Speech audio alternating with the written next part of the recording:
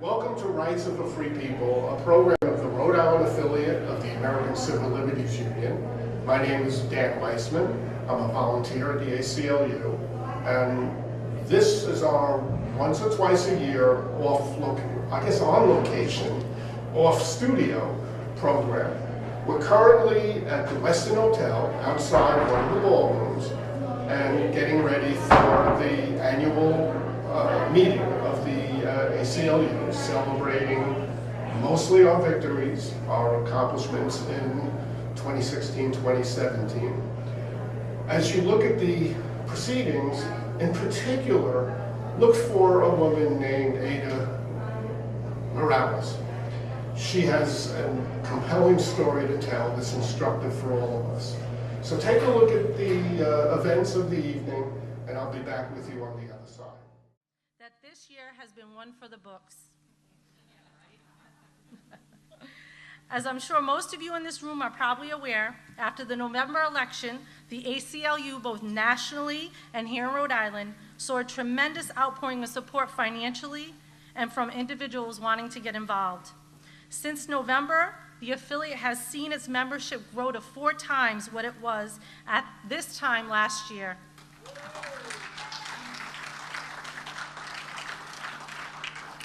We have also grown our volunteer corps exponentially, and we're still growing. And I can assure you, we have needed all of it. It may appear that the worst things are happening at the federal level, but all those battles trickle down to the local level. On the immigration front, the affiliate has been working nonstop with tonight's honoree and with many other organizations to hold state and local officials' feet to the fire in terms of protecting Rhode Island's immigrant community from harm.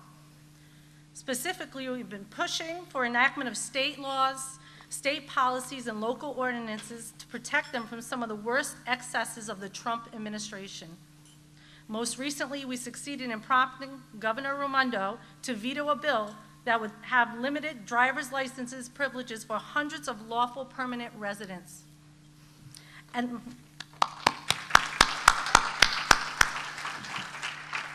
the same is true in other areas. When the president repealed federal protections for transgender and gender non-conforming students, we immediately began working to get those protections added at the state level. For everything that the Trump administration throws at us, we are prepared to throw it right back.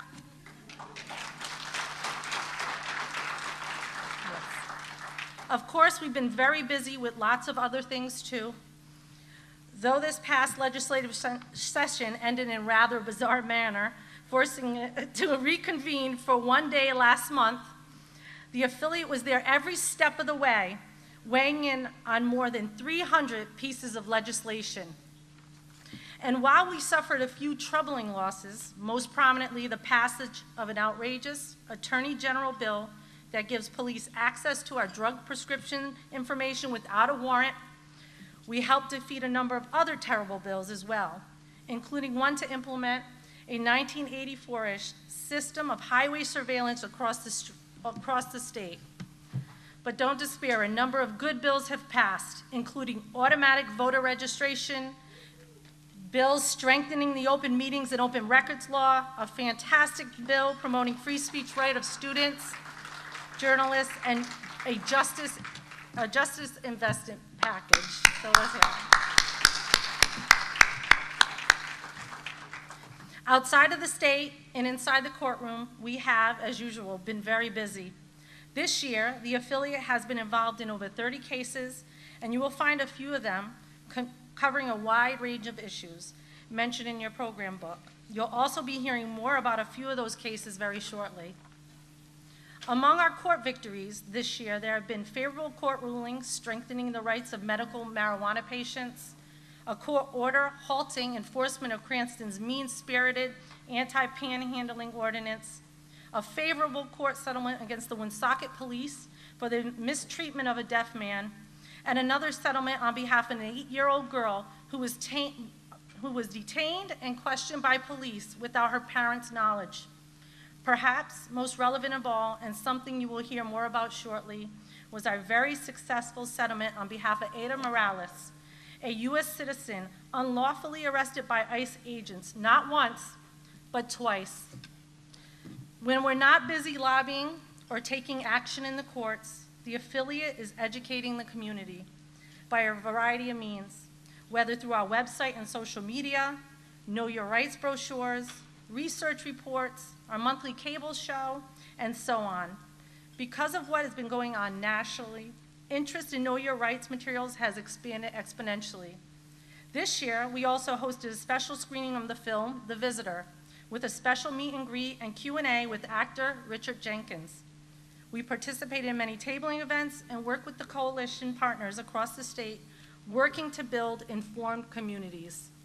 We have held informative advocate training sessions for our members interested in learning how to advance and promote civil liberties at the State House, and the list goes on. I encourage you to read through your program booklet to see some of the other activities the affiliate has been involved in since we last met. The year has had its ups and downs, but we also have plenty to celebrate tonight. And we can't celebrate because without you, members, supporters, and advocates who help promote the cause. Because without your help and involvement, we couldn't take credit for the tremendous amount of work we're able to do. And I just want to thank you.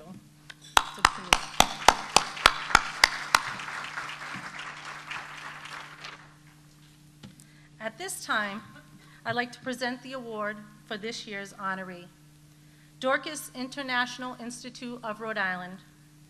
But before I do so, I'd like to share very briefly my own firsthand experience with our honoree, just to highlight the importance of what they do for our families in the community, as well as the work they do with the ACLU of Rhode Island. As someone who works on the ground every day with families in Rhode Island through a family support program, we see the challenges of families to keep adequate housing, employment, health care, and just plain keep food on the table. With all these challenges, there are some families, in addition to the myriad of daily struggles, are at risk of being deported and possibly separated from their children whom they work so hard to care for. For example, a mother of 4 who had come to this country from Haiti. Mom had no family in the state and had to come to Rhode Island to escape her country. We were able to refer her to Dorcas International Institute, at which time supports were provided immediately. Mom was able to get free legal advice and representation through the Institute and without fear. After consulting with legal staff at the Institute, Mom found out she was eligible to apply for citizenship under an asylum status. This mom was able to begin her path to citizenship and become reunited with a family in a neighboring state. Firsthand, we have seen how much this had meant to the family to finally not live in fear of being deported, or worse, deported and separated from her children and back to a country where she had lived in fear. Also, for our team of family support workers, we've been able to get free trainings and educational materials so we can learn more about how to support and empower our families we work with every day. Another family, and still rings true with the Institute's original mission, we were able to refer a family new to the country to take advantage of ESL and citizenship classes. In the meantime, the family was able to build further social connections in the community and within the organization to ultimately improve the family's overall integration and outcomes here in this new place they now call home. Specifically on a civil liberties platform, for decades, the ACLU in Rhode Island and Dorcas International Institute have collaborated on numerous civil liberties issues to safeguard the rights of immigrants in our state. From serving as the host to a coalition of orgs in '86, seeking to ensure fair and meaningful implementation of immigration policy in the state that would protect our immigrant communities, to numerous advocacy campaigns, such as the adoption of regulation providing for in-state tuition for undocumented immigrants, the passage of comprehensive anti-racial profiling legislation, and of course, most recently, countering the impact of the President's ongoing actions. With all of that said and much more, I would like to thank you, Dorcas International Institute, personally, and on behalf of the ACLU of Rhode Island, for all the work that you do in the community, and for staying true to your mission, as evident in the few stories I had just shared, as well as demonstrating your unwavering commitment to advocating and working together in the fight for civil liberties of our immigrant communities here in Rhode Island. And that you have certainly done and continue to do.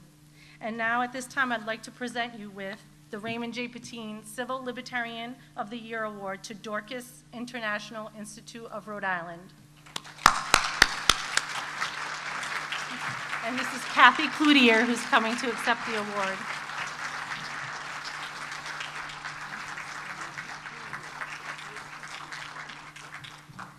This is pretty awesome. Thank you very much, Cherie. And really, I'm just a representative here of the whole organization. We've got 92 dedicated staff, real civil libertarians, honestly.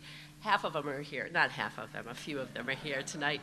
And then we've got 28 really committed board members who are participating actively to be sure that we do stay true to our mission, as Sherry said. And so with all that support, how easy can it be, right? This is great.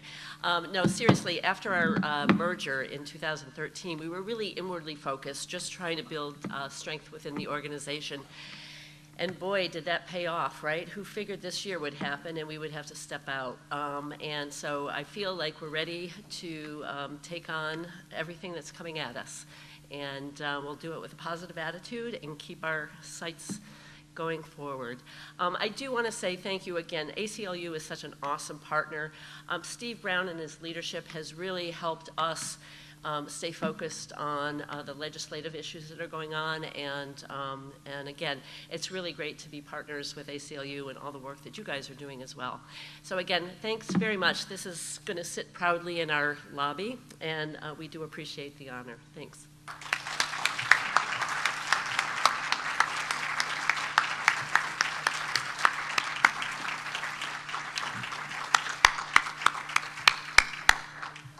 At this time, I'm going to call our speakers for the next part of our program to come up to the stage at this time. And as we're waiting for the speakers to come up, I just want to emphasize again, the Rhode Island ACLU is only able to do this important work with the help of dedicated members like you. So I just want to, again, thank you again, and every donation helps. So thank you again for being here.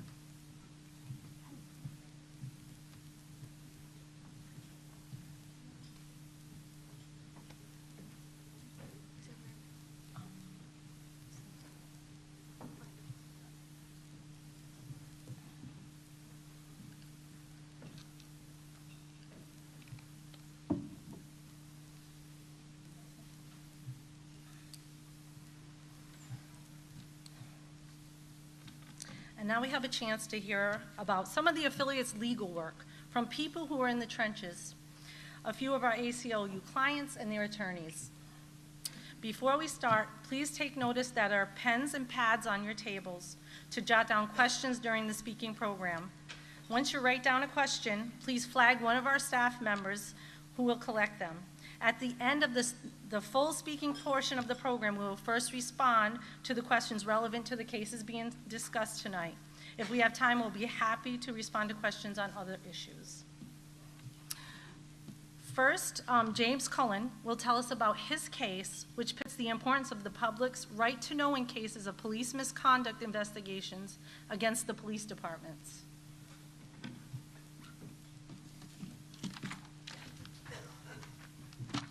Good evening, everyone. Just briefly, my name is James Cullen. I'm a civil litigator in Providence, Rhode Island, and I'm honored to be here to speak to you tonight about what I consider to be a very important issue relating to the Access to Public Records Act, specifically relating to police investigations. And I'll get into more detail about what exactly is involved in a minute, but I want to give you some background. The case is filed on behalf of Dimitri Lissakatos. Unfortunately, Mr. Lissakatos can't be here tonight, but he and another lady from Pawtucket, Ms. Farinelli, formed the Rhode Island Accountability Project a number of years ago after several interactions with the Pawtucket Police Department and several attempts to get records resulting from those interactions. And their goal is essentially to open up the police investigations of themselves, so the internal affairs reports to the public, and they have successfully got records from 24 different cities, and they've put them on an online database, and those reports are quite wide-ranging and very interesting reading, and I would encourage anybody who's interested to look up the Rhode Island Accountability Project and take a look at those reports.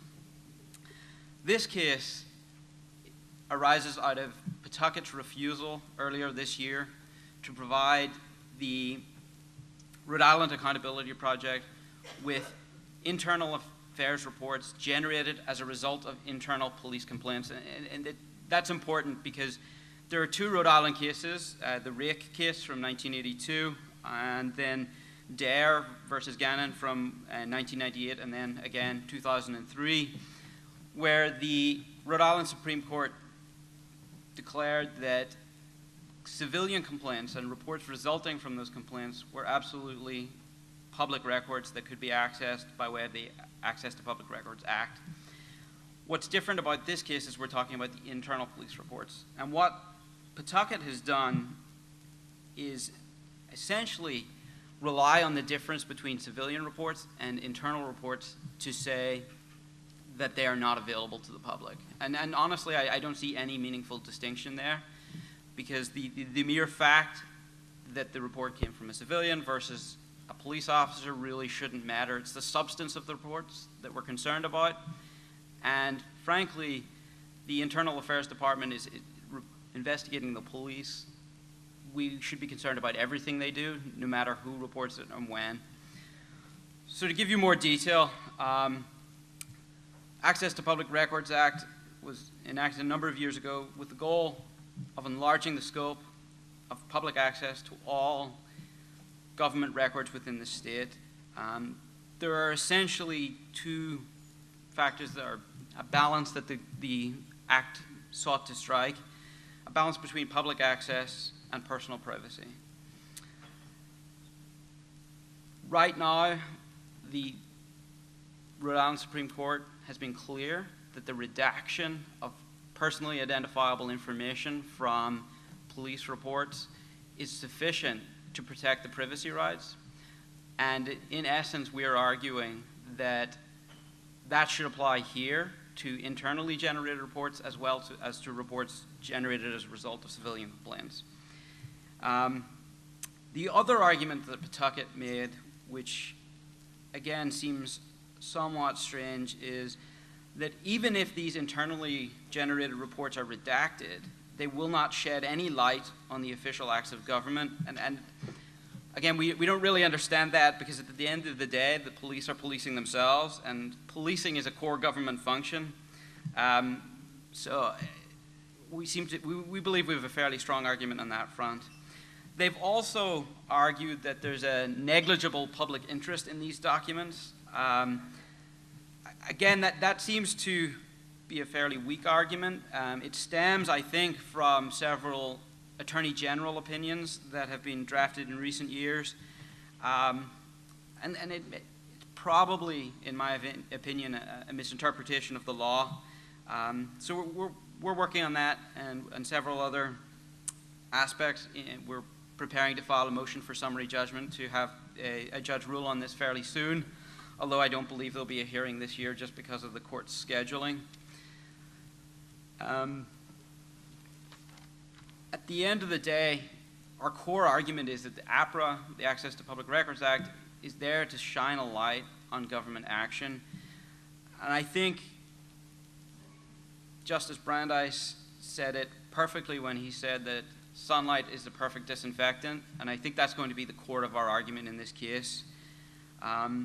There's absolutely no question that there are certain aspects of our private information that are contained in certain reports that don't shed any light on government functioning, but this isn't that case. At the end of the day, we're dealing with the police policing themselves, and we want to get the records of what the complaints are, what was done about those complaints, and there are many, many, many factors that will play into our argument, but I think at the bottom, we're going to be saying this is core government activity, and we're entitled to see what the police are doing. Thank you for your time. I want to keep it brief. I would certainly welcome any questions at the end. There are many arguments that we will be making, and I only wanted to hit the high points, but if anybody has any questions about the detailed arguments we'd be making, I'm happy to answer them both up here and in private afterwards. Thank you. Thank you, James.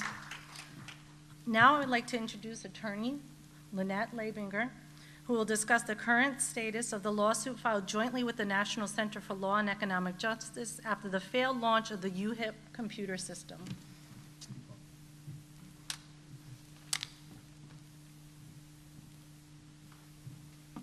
Good evening. It's hard to live in Rhode Island without having some familiarity with the state's disastrous rollout of a new computer system to process government benefits to needy families and agencies that assist them. This program apparently was developed many years ago and was designed to grab and coordinate a host of programs through one computer system, variously called UHIP or Rhode Island Bridges. Among the programs being moved into UHIP is Rhode Island's administration of food stamps, also known as SNAP, which is a federally funded program. The U.S. government pays for the food stamp benefits, and much of the administrative expenses incurred by the state are reimbursed by the federal government. The food stamp program also has two categories for new applicants: those whose household income is so low that they are in dire need of assistance, and those who appear to meet the standards but are not the most vulnerable. The SNAP program, unlike many other programs pulled into UHIP, has strict federally declared timeframes, making a legal challenge to the state's failure to comply pretty straightforward as a matter of federal civil rights law. For those in dire need, the state agency is required to identify and expedite processing so that from the moment of receipt of the application to the issuance of benefits or notice of their denial that someone wasn't eligible, no more than 7 days can pass. Those are called expedited benefits. For non-expedited, the state agency has 30 days from the initial receipt to either issue the benefits or deny them. Back in 2009, after the recession became full-blown, Rhode Island experienced and was unable to handle timely processing of food stamp benefits because there was a huge surge. At that time, the ACLU partnered with the National Center for Law and Economic Justice, NCLEJ, to bring what was styled as a class action on behalf of new SNAP applicants whose applications were not timely processed. Shortly after filing that suit, which was assigned to Federal Judge Smith, the parties reached a settlement agreement which contained benchmarks that the state had to reach within a specified time frame and then maintain them over a specified period before the suit would be concluded. And we monitored compliance during that time frame, and the state was successful and the case ended. That case had come to us through folks at Rhode Island Legal Services who were trying to manage the individual complaints of untimely processing and recognized that there was a system-wide problem that was not being addressed and could not be addressed simply on a case-by-case basis. So now we fast forward to 2016, when the state created a perfect storm to destroy its ability to meet its obligations. This has been explored substantially in the media and in public hearings before the General Assembly. Among the things that the state did wrong, it disregarded the federal agency's warning and directive not to go live with UHIP program because the feds said it was not ready. The state was so convinced that it had everything under control that it simultaneously, to the rollout, laid off or reassigned over 50 seasoned and trained state employees who had been involved in the processing as no longer necessary. So then they were no longer available to help the state regroup. It even shut down its offices to new applications for a week so that it could change over to the new system. We saw something like that happen with DMV, but think about this.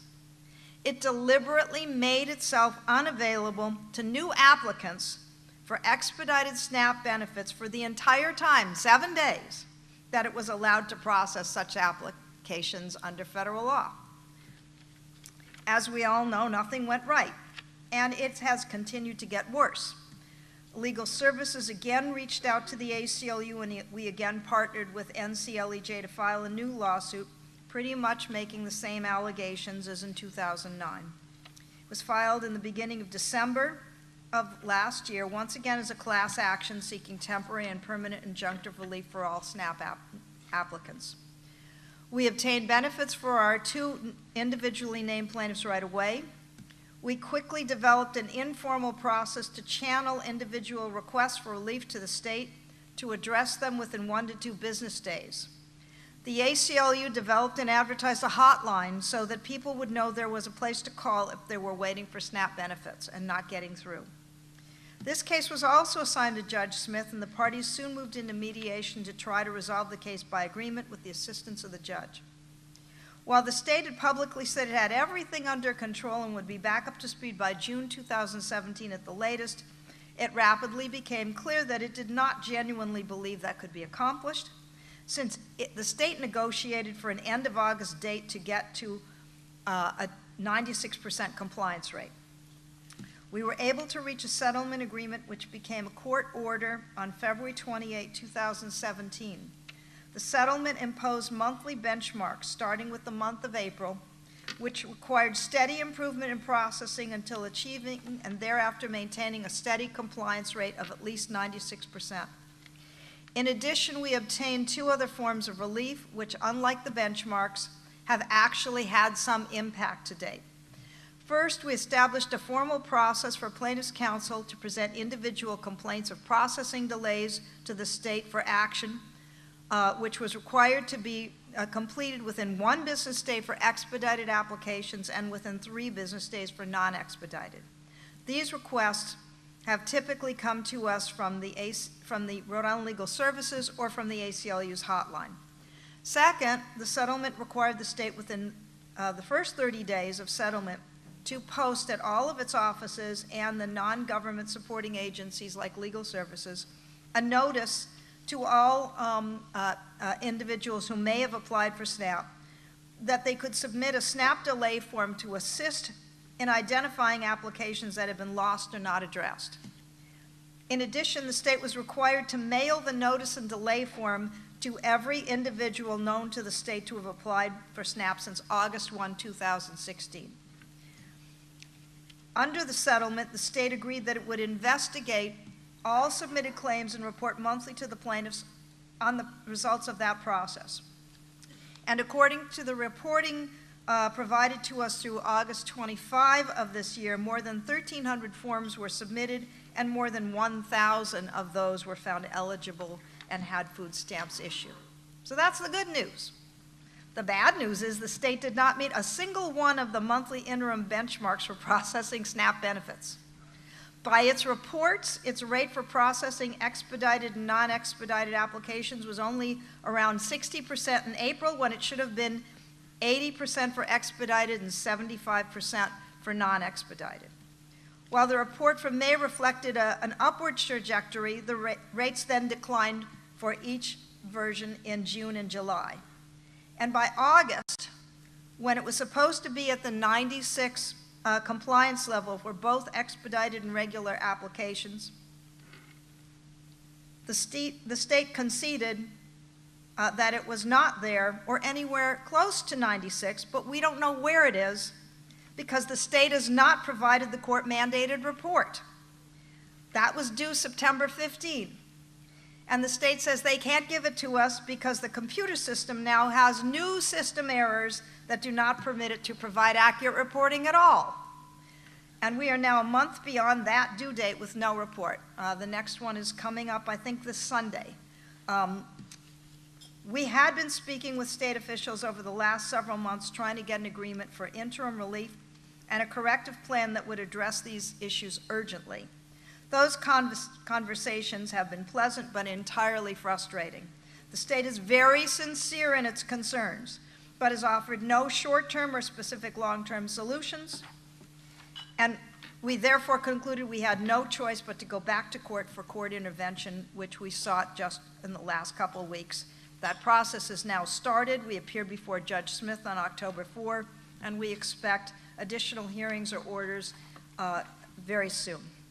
Now, Steve wanted me to wrap up with something uplifting.